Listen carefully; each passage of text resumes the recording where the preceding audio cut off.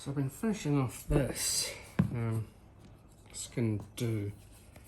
I just put a 60,000 grit mirror finish on the edge. Still a little bit of tidying on the rest of the knife to be done.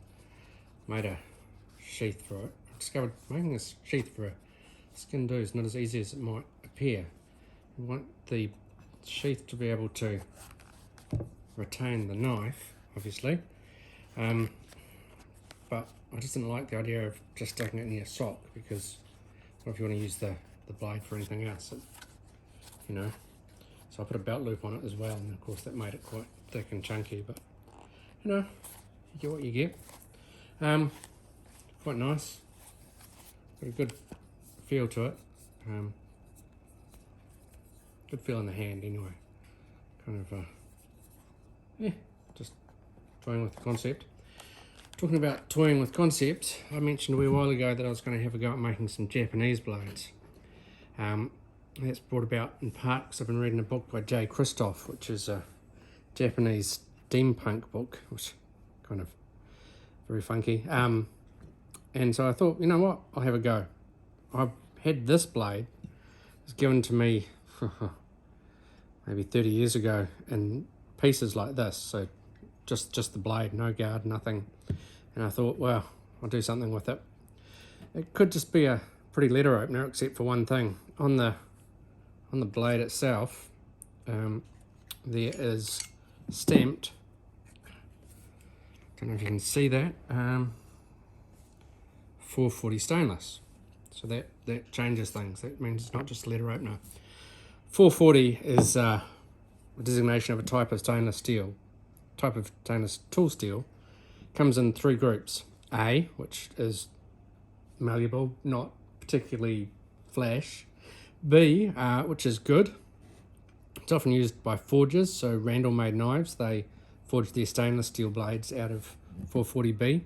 And then the creme de la creme is C. Now, I hope this is C. I don't have any way of testing it and determining it, but if it is 440C, then it's actually quite a good steel. It's not up to today's modern super steels or anything like that, but it's a decent enough blade. Good edge, used to be very, very good, still is good. This is just completely knocked around and beaten up and abused, so I'm going to tidy it up, sharpen it. In the meantime, I thought I would have a go at making a Tanto out of it, which is, its shape is a more traditional Tanto shape, and there are various components to a Tanto, and I won't embarrass myself by trying to pronounce them in Japanese, but essentially you've got your blade, your ken, I guess, then you've got this little copper piece here, which is designed to hold the blade into the wooden sheath or a guard. I haven't knocked the edge off that and tightened it up properly, so the copper slits and fits inside and holds it all nice and tight, essentially. Stop it wiggling about. The guard, or tsuba, I think they might be called, goes there, and then the handle obviously goes on there, and then it's pinned. So this is just one I've been putting together, roughly, made out of a piece of Remo I had lying around, so giving it a go. It's still too fat at the moment,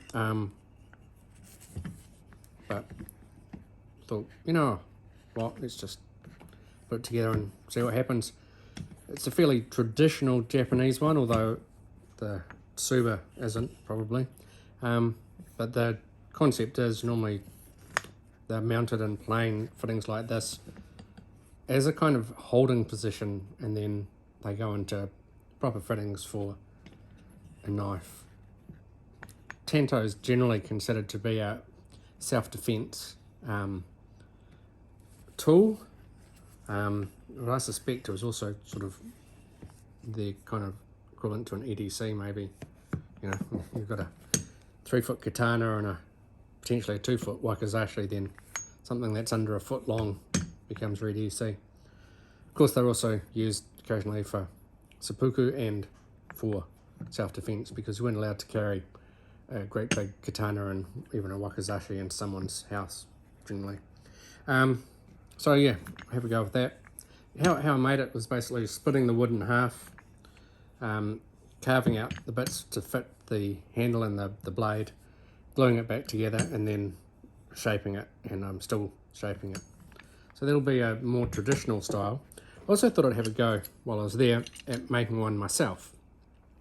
This is not traditional at all. It's a Americanized Tanto, and the shape of that is very much big, bold, chisel tip. I suspect no Japanese knife was ever quite made like this. This is, my bastardization of it. Full tang, doing some things more traditional, carving the back down a little bit like they did on their swords, and considering, although I haven't made a call on that yet, I might put in a little fuller, I'm not sure. Just basically having a bit of fun really with a bit of steel that was left over.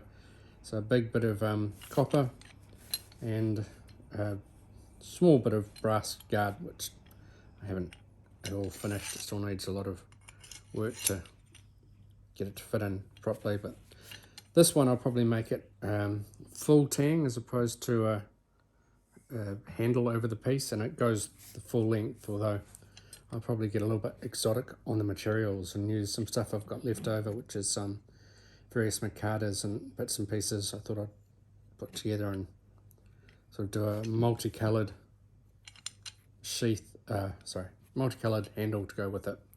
And then maybe I'll do a kydex or leather sheath. I'm not sure. I quite like the shape of this one. The size of it seems quite nice. It's a bit of fun, and yeah, what I'll be working on next is these two. I'll probably finish this one first because it's mostly done.